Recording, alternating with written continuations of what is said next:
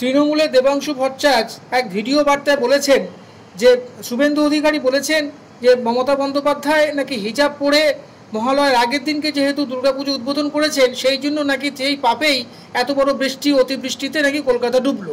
তাহলে প্রশ্ন হলো যে নরেন্দ্র মোদী তো রামনবমীর 3 মাস আগে জানুয়ারি মাসে তো রাম মন্দির উদ্বোধন করেছিলেন, তবে কি সেই পাপে কি তারা অযোধ্যার সিটে হেরে গেছিল?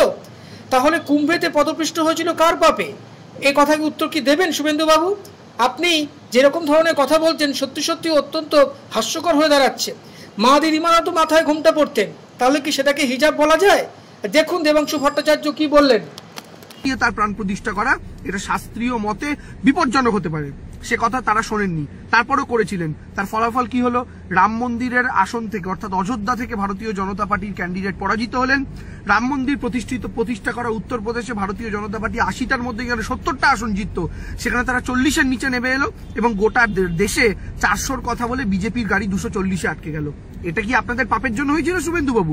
বাংলায় মমতা বন্দ্যোপাধ্যায় মহালয়ার আগের দিন কোনোদিন পুজোর উদ্বোধন করেন না, মমতা বন্দ্যোপাধ্যায় প্যান্ডেল ভিজিট করতে যান, কিন্তু দুর্গাপুজোর অর্থাৎ মহালয়ার পরের দিন থেকে মমতা বন্দ্যোপাধ্যায় প্যান্ডেল উদ্বোধন করেন, তার আগে শুধুমাত্র প্যান্ডেল ভিজিট করেন।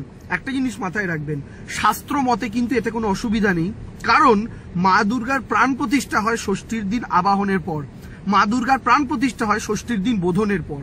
অর্থাৎ এখন যে মূর্তিটা আছে সেই মূর্তিটা কিন্তু শুধুই পাথরের একটা মূর্তি, এখন যে প্যান্ডেলটা আছে সে প্যান্ডেলটা শুধুই একটা মণ্ডপ। মায়ের প্রাণ প্রতিষ্ঠার পর তারপরে তার মধ্যে দেবী শক্তি আসবেন, তারপরে সেই মণ্ডপটা মায়ের গৃহ বা মায়ের আলয় হয়ে উঠবেন। কিন্তু এই জায়গা থেকে আমি আপনাদেরকে জিজ্ঞেস করি, আপনারা যে এতগুলো কথা বলছেন শুভেন্দুবাবু, আপনি যে এত রাজনৈতিক কথাবার্তা বলছেন, কিন্তু সহজ প্রশ্নটার একটা জায়গায় দাঁড়িয়ে উত্তর দিন।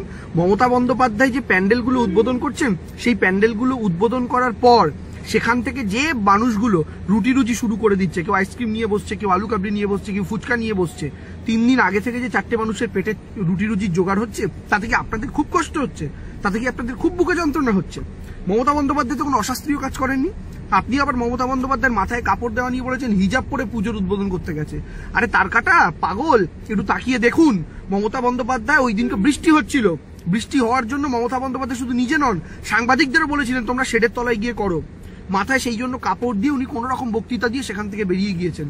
মমতা বন্দ্যোপাধ্যায় মাথায় ওই কাপড় দেওয়া দেখলে যদি আপনারা হিজাব বলেন তাহলে তো হিন্দু ধর্মের কিছুই শেখেননি মশাই এখনো, কারণ আপনার বাড়িতে মহিলারা মাথায় কি ঘোমটা দেন না? আচ্ছা, ঘোমটা দেওয়ার হিজাব পরার মধ্যে তফাৎ কি জানেন? বুঝতে শিখেছেন?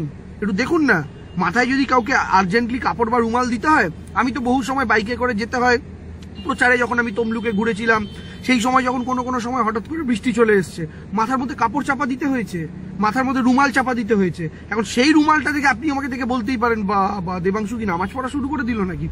আসলে আপনার সম্পূর্ণ তারটি কেটে গিয়েছে।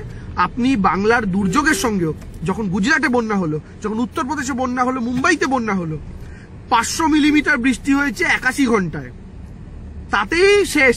আর এখানে 4 ঘন্টায় 300 মিলিমিটার বৃষ্টি, ভাগ করে দেখুন। সেটা হওয়ার পর মুম্বাইয়ের বেলা হলে মুম্বাইয়ের জন্য প্রার্থনা করুন, কেরালায় হলে কেরালার জন্য প্রার্থনা করুন, ব্যাঙ্গালোর হলে ব্যাঙ্গালোরের জন্য প্রার্থনা করুন, মানুষ কষ্টে আছে। আর বাংলায় হলে দুয়ারে ভেনিস, দুয়ারে দীঘা, বাংলায় হলে সরকারকে শুধুমাত্র গালাগালি করা।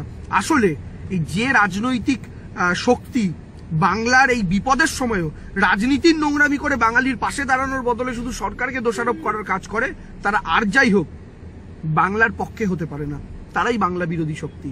আর মা দুর্গা তার অভিশাপে এই কাজগুলো হচ্ছে। শুভেন্দুবাবু বললেন না, একটা কথা শুধু মাথায় রাখবেন, মমতা বন্দ্যোপাধ্যায় প্যান্ডেল ভিজিট মহালয়ার আগে এবার প্রথম করছেন না, যবে থেকে মুখ্যমন্ত্রী হয়েছেন তবে থেকে করে আসছেন। এবং যবে থেকে মুখ্যমন্ত্রী হয়েছেন তবে থেকে মমতা বন্দ্যোপাধ্যায় বিধানসভা লোকসভায় আসনও কিন্তু ক্রমাগত বেড়ে চলেছে।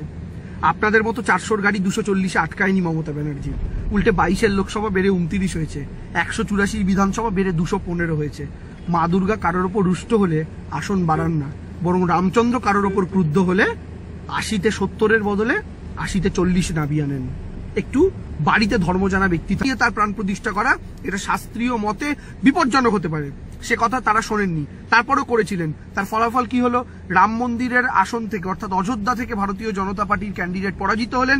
রাম মন্দির প্রতিষ্ঠা করা উত্তরপ্রদেশে ভারতীয় জনতা পার্টি 80টার মধ্যে যেখানে 70টা আসন জিতত সেখানে তারা 40-এর নিচে নেমে এলো এবং গোটা দেশে 400-র কথা বলে বিজেপির গাড়ি 240-এ আটকে গেল।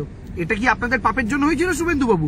বাংলায় মমতা বন্দ্যোপাধ্যায় মহালয়ার আগের দিন কোনোদিন পুজোর উদ্বোধন করেন না। মমতা বন্দ্যোপাধ্যায় প্যান্ডেল ভিজিট করতে যান, কিন্তু দুর্গাপুজোর অর্থাৎ মহালয়ার পরের দিন থেকে মমতা বন্দ্যোপাধ্যায় প্যান্ডেল উদ্বোধন করেন, তার আগে শুধুমাত্র প্যান্ডেল ভিজিট করেন। একটা জিনিস মাথায় রাখবেন, শাস্ত্র মতে কিন্তু এতে কোনো অসুবিধা নেই, কারণ মা দুর্গার প্রাণ প্রতিষ্ঠা হয় ষষ্ঠীর দিন আবাহনের পর, মা দুর্গার প্রাণ প্রতিষ্ঠা হয় ষষ্ঠীর দিন বোধনের পর।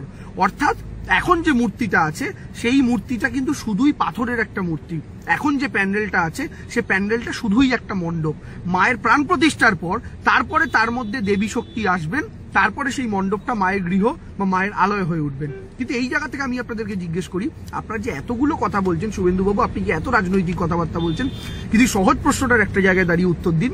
মমতা বন্দ্যোপাধ্যায় যে প্যান্ডেলগুলো উদ্বোধন করছেন, সেই প্যান্ডেলগুলো উদ্বোধন করার পর সেখান থেকে যে মানুষগুলো রুটি রুজি শুরু করে দিচ্ছে, কেউ আইসক্রিম নিয়ে বসছে, কেউ আলু কাবলি নিয়ে বসছে, কেউ ফুচকা নিয়ে বসছে, 3 দিন আগে থেকে যে 4টে মানুষের পেটে রুটি রুজির জোগাড় হচ্ছে, তাতে কি আপনাদের খুব কষ্ট হচ্ছে? তাতে কি আপনাদের খুব বুকে যন্ত্রণা হচ্ছে? মমতা বন্দ্যোপাধ্যায় তো কোনো অশাস্ত্রীয় কাজ করেননি। আপনি আবার মমতা বন্দ্যোপাধ্যায়ের মাথায় কাপড় দেওয়া নিয়ে বলেছেন হিজাব পরে পুজোর উদ্বোধন করতে গেছে। আরে তার কাটা পাগল, একটু তাকিয়ে দেখুন, মমতা বন্দ্যোপাধ্যায় ওই দিনকে বৃষ্টি হচ্ছিল, বৃষ্টি হওয়ার জন্য মমতা বন্দ্যোপাধ্যায় শুধু নিজে নন, সাংবাদিকদেরও বলেছিলেন তোমরা শেডের তলায় গিয়ে করো। মাথায় সেই জন্য কাপড় দিয়ে উনি কোন রকম বক্তৃতা দিয়ে সেখান থেকে বেরিয়ে গিয়েছেন। মমতা বন্দ্যোপাধ্যায় মাথায় ওই কাপড় দেওয়া দেখলে যদি আপনারা হিজাব বলেন, তাহলে তো হিন্দু ধর্মের কিছুই শেখেননি মশাই এখনো। কারণ আপনার বাড়িতে মহিলারা মাথায় কি ঘোমটা দেন না? আচ্ছা, ঘোমটা দেওয়ার হিজাব পরার মধ্যে। আমাদের ভিডিও ভালো লাগলে লাইক ও শেয়ার করুন, কমেন্ট সেকশনে গিয়ে জানান আপনাদের মতামত। আরও ভিডিও পেতে চ্যানেলকে সাবস্ক্রাইব করুন। প্রতি মুহূর্তে খবরের আপডেট পেতে প্রেস করুন বেল আইকন।